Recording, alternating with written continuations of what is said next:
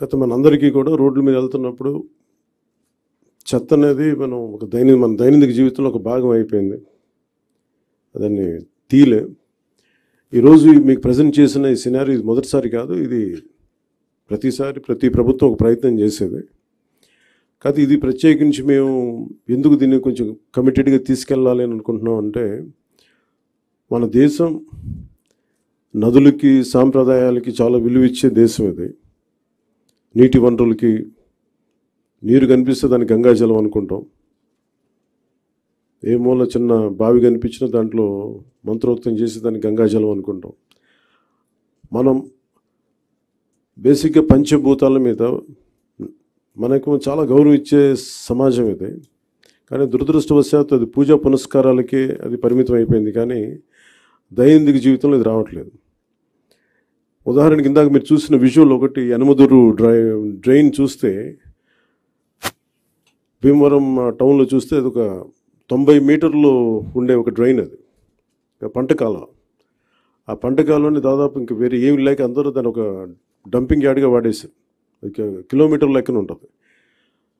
అందరూ అక్కడ వేసేయటం, అది ఏం చేస్తారు, మళ్ళీ వర్షాలు వచ్చేటప్పటికి అది మొత్తం వర్షాలు వస్తే కొట్టుకెళ్ళిపోయి మళ్ళీ సముద్రంలో కలిసిపోతూ ఉంది. అలాగే మనకి ప్లాస్టిక్ చెత్త ఎక్కడన్నా పడేస్తే కొన్ని ఇంకా ఇబ్బందిగా ఉంటుందని విజువల్స్ చూపించారు. లేటర్ మీరు శ్రీనివాసన్ గారి దగ్గర ఉంటాయి. ఈ ఆవులు కూడా ఈ ప్లాస్టిక్ కవర్లు తినేసి కడుపు నిండా దాదాపు 5 కేజీలు 25 కేజీలు కడుపులో ఉండిపోయినాయి. వాటికి దారుణంగా చచ్చిపోయి అలాంటి పరిస్థితులు కూడా ఉన్నాయి ఆవులు. ఒకవైపు ఏమైనా గోవుని పూజిస్తాం, గోరక్షణ అంటాం, కానీ కనీసం వాటికి ఎందుకంటే అవి తిండి అనుకోండి, ఎందుకంటే ఫుడ్ ఉంటుంది దాంట్లో, ఆ స్మెల్కి అది తిండి అనుకొని తినేస్తున్నాయి ప్లాస్టిక్ కవర్స్. ఇవన్నీ చూస్తుంటే చాలా బాధ అనిపించి ఎక్కడో చోట మొదలు పెడదాం ఒక చిన్న ప్రయత్నం అని. అలాగే ఓపెన్ డ్రైన్స్ మనకి శ్రీనివాసన్ గారు వెల్లూరు నుంచి ప్రారంభించిన ఆయన ప్రాజెక్ట్ చాలా యూనిక్గా చేశారు. గత 2 దశాబ్దాలుగా ఆయన శ్రమ ఇది. అక్కడ మీరు ఆ డిస్ప్లేలో చూస్తే రోప్స్ కట్టింది అంటే ప్రతిదీ, అంటే మీరు ఒకసారి ఒక సాలిడ్ వేస్ట్ 12 గంటల లోపు కనుక చెత్తని కలెక్ట్ చేస్తే అది రిసోర్స్ అవుతుంది, అది సంపద అవుద్ది. కానీ మేము కొత్త ఉద్యోగాలు ప్రారంభించడానికి కానీ వీటన్నిటికీ కూడా మన పరిశ్రమలు వీటన్నిటికంటే కూడా సర్వీస్ ఓరియంటెడ్ ఎంత డబ్బు ఉంది, అది ఈ సాలిడ్ లిక్విడ్ రిసోర్స్ మేనేజ్మెంట్లో పడేసిన ప్రతి చెత్త పనికిరాంది అనుకున్న మన ఇంట్లో నుంచి పడేసింది అది ఇంకో చోట సంపాదన అవుతుంది.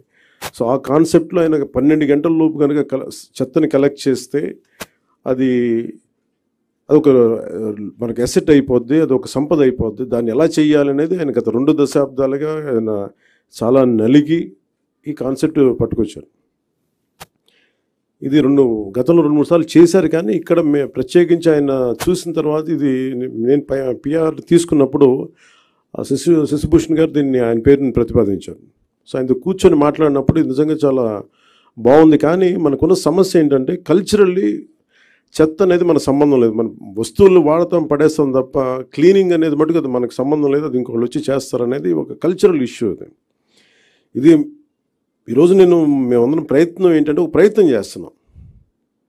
ఎంతవరకు సఫలీకృతం అవుతాం ఇవన్నీ అనేది మేము ముందుగా దీన్ని పిఠాపురంలో ప్రారంభిద్దాం దీన్ని, ఎందుకంటే అది నా కంట్రోల్లో కంప్లీట్గా ఉంటుంది కాబట్టి ముందు ఆ ప్రయత్నం చేద్దాం. అక్కడ దాదాపు 54 పంచాయతీలు ఉన్నాయి, అక్కడ 2 మున్సిపాలిటీలు ఉన్నాయి, కొలప్రోలును పిఠాపురం. సో ఇక్కడ ప్రారంభిద్దాం ముందు. దాంతోపాటు ఇది 2 రకాలుగా ప్రతిపాదిస్తున్నాం. ఒకటి, ఇలాంటి సెల్ఫ్ హెల్ప్ గ్రూప్స్ ద్వారా ఒక 6 మంది ఉండి, ఇప్పుడు మీరు ఇందాక ఆయన చెప్పిన విధానంగా వాళ్ళ ద్వారా కలెక్ట్ చేయడం, ఎవ్రీ డేకి రోజుకి 2 సార్లు ఈ చెత్తని కలెక్ట్ చేయడం, ఆ మన ఎక్కడైతే సెపరేట్ చేస్తారో ఆ యూనిట్స్కి పట్టుకెళ్ళడం. ఇది ప్రజలు కూడా బాధ్యత తీసుకుంటేనే అవుతుంది. కేవలం మేము పడేయటమే మా బాధ్యత అంటే సెగ్రిగేషన్లోనే చాలా చాలా బాధ్యత తీసుకోవాలి. అది ఒక ప్రయత్నం చేస్తుంది. ఈ కల్చర్ మనం ఇంజెక్ట్ చేయకపోతే భవిష్యత్తుకి ఇది మనందరికీ మనకి చాలా ఇబ్బందిగా పరిస్థితులు వస్తాయి.